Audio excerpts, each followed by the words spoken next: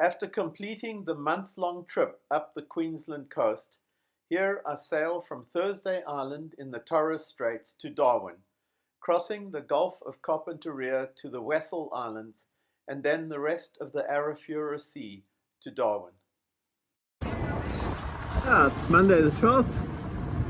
Went over to Thursday Island this morning, walked around, did some more provisioning, and now we're leaving at 4 o'clock in the afternoon. We have the flood tide hopefully with us.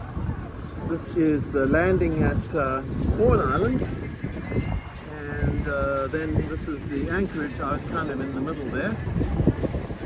And Lady Contessa and Aunt Tika are long gone. They left this morning, so I won't see them again. Basically Lady Contessa in Darwin. Just going to scoot around to the other side. No, it's in the sun. I'll do it later.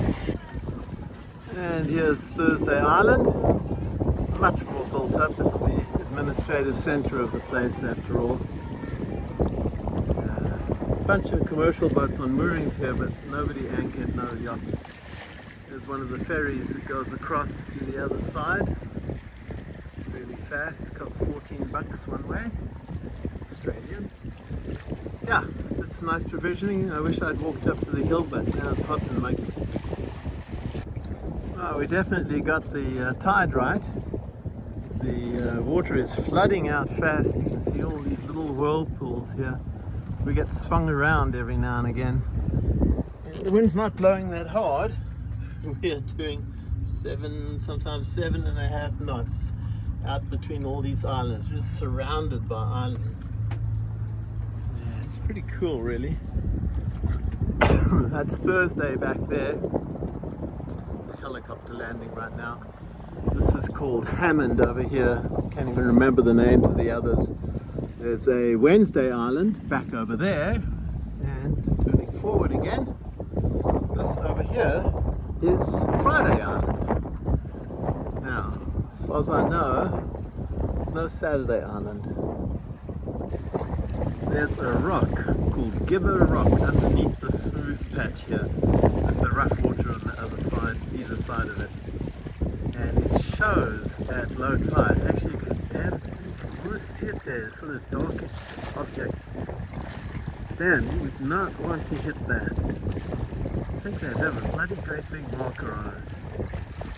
And I don't mean this island behind, that's called Black Rock. I mean right in the smooth water here with the rumpled water around it. Just see a little darkness there. Yikes! Here is our track through all of these islands, some of them also named for days of the week, and zooming out shows the massive reef systems further north in the Torres Strait. By afternoon, we had a light easterly, taking us dead downwind into the very red sunset. Now we have the cutest little dolphins I have ever seen. Look at this. Tiny little guys. Like 4 feet long. 4 or 5 or 6 of them. And we're way out in the middle of the Gulf of Carpentaria.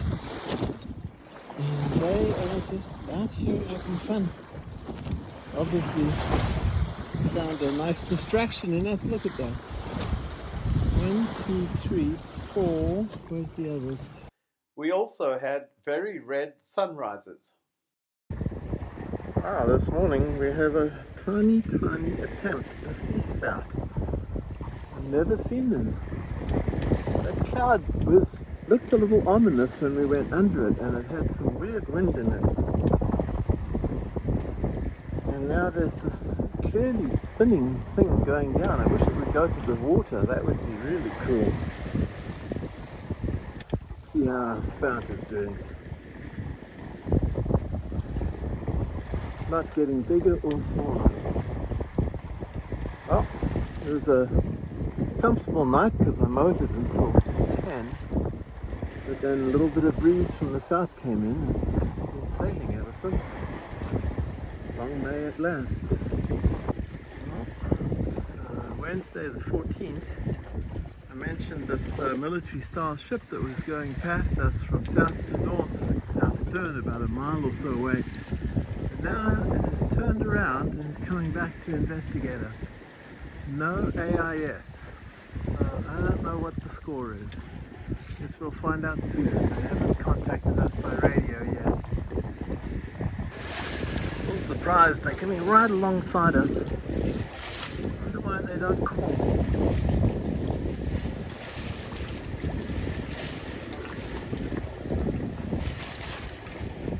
It turned out this was a Navy patrol boat rather than Australian Border Force, and after idling alongside us for a while, when I stood on deck and waved to them, an officer came out of the bridge and waved back, whereupon they sped off, presumably satisfied as to who we were.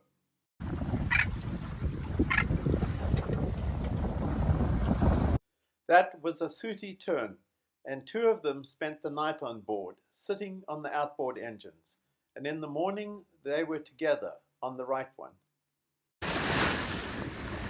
Thursday, the 15th of August, and we're motor sailing because the wind is so light we just get bounced around. And if we use the engine, which would give us 4.5 knots, and the sails, we can get to 6. Which is very pleasant and eases us through these small swells. That's what we're doing because it's our objective. Land ahoy! You won't be able to see it, but there's a tower with a light on it. It's Cape Wessel. It's 6 miles away, and we will be there shortly. Here we are approaching Cape Wessel at the north end of this long chain of islands. So we've rounded Cape Wessel over there. It's the Sandy Bay, and we're headed up this way, trying to find a place called Twin Island Bay to anchor. This is our track around the Cape and into Twin Island Bay on Marchand Bar Island in this remote part of Arnhem Land, and our anchorage in the chart and then satellite views. Oh, it's 2 o'clock.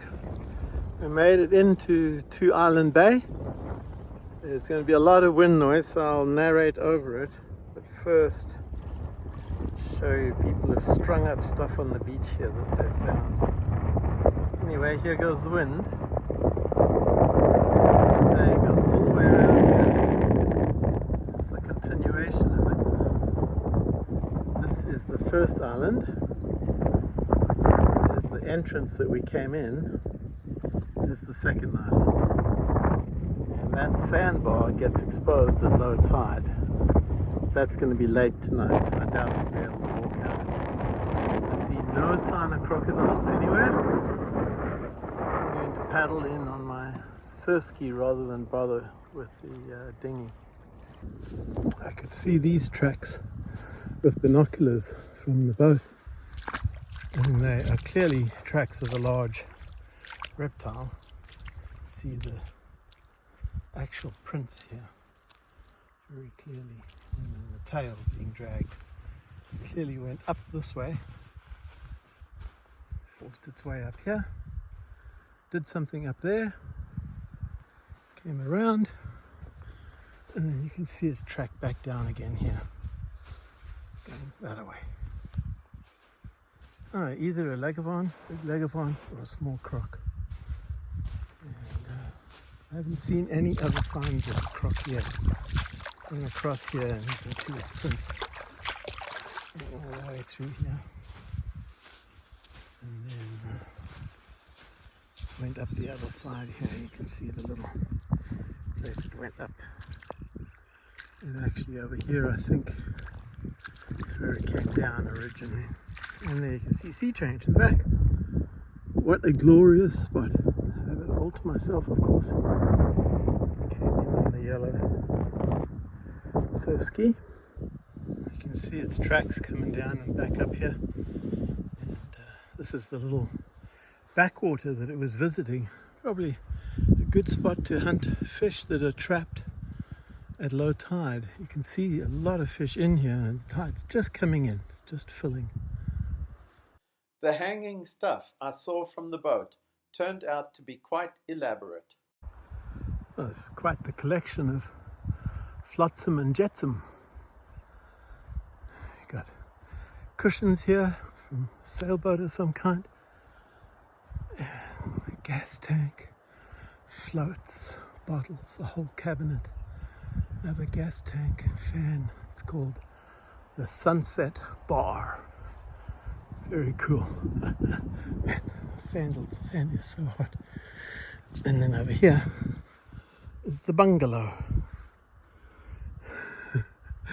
Somebody's got a good sense of humor.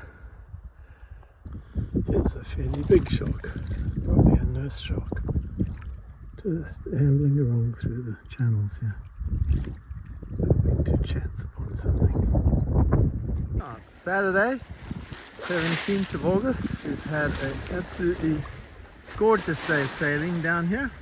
We're finally coming back to the mainland. First time since the Wessel Islands.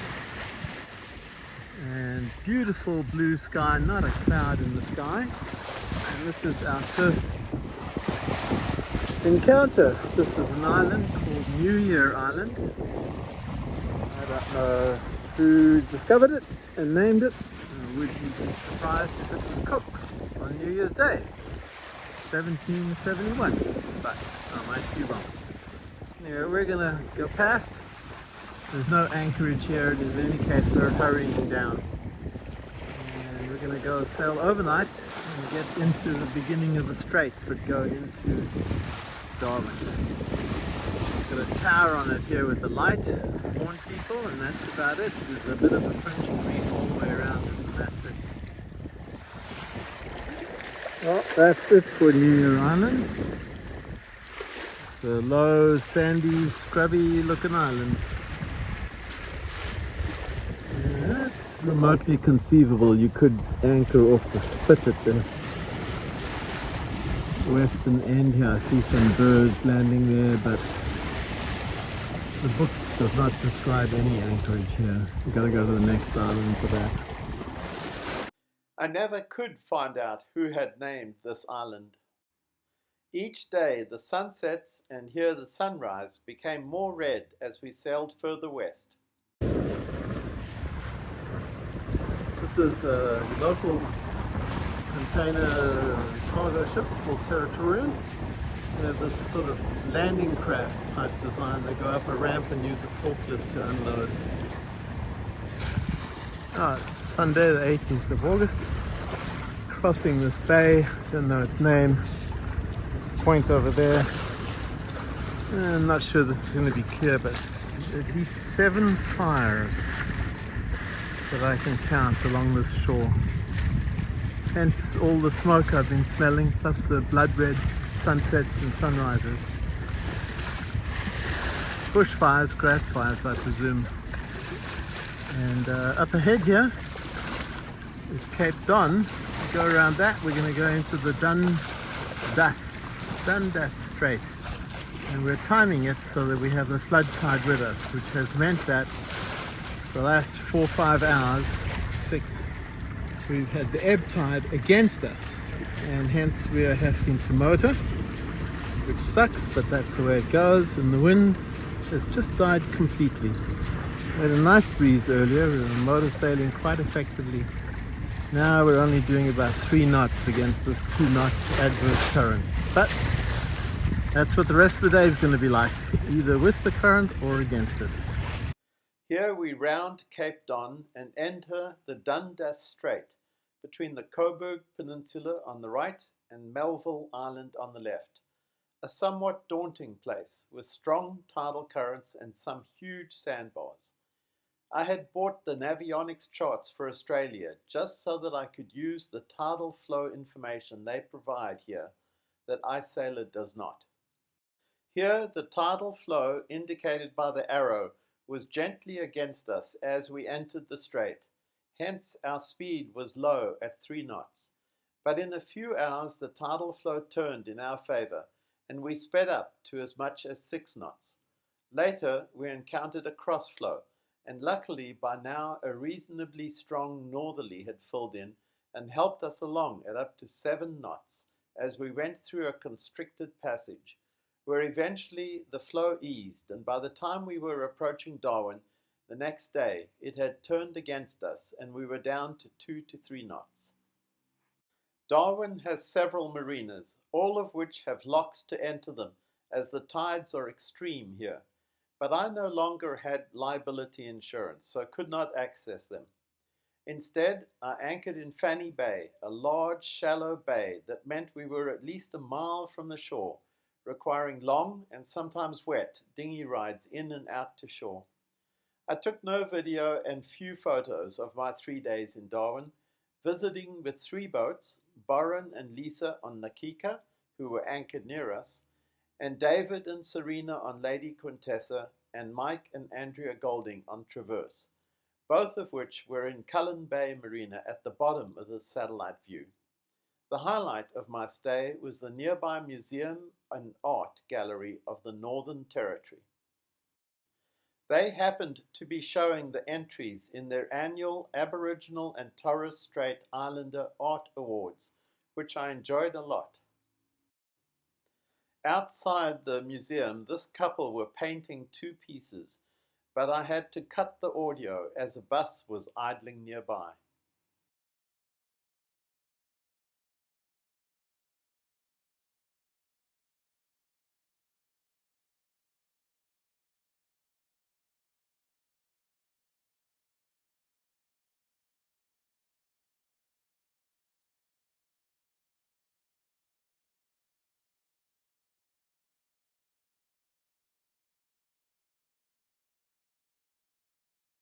The diversity of artwork inside was wonderful. I particularly liked this collage. These are 2 parts of it, and the description. And there were several more very interesting pieces.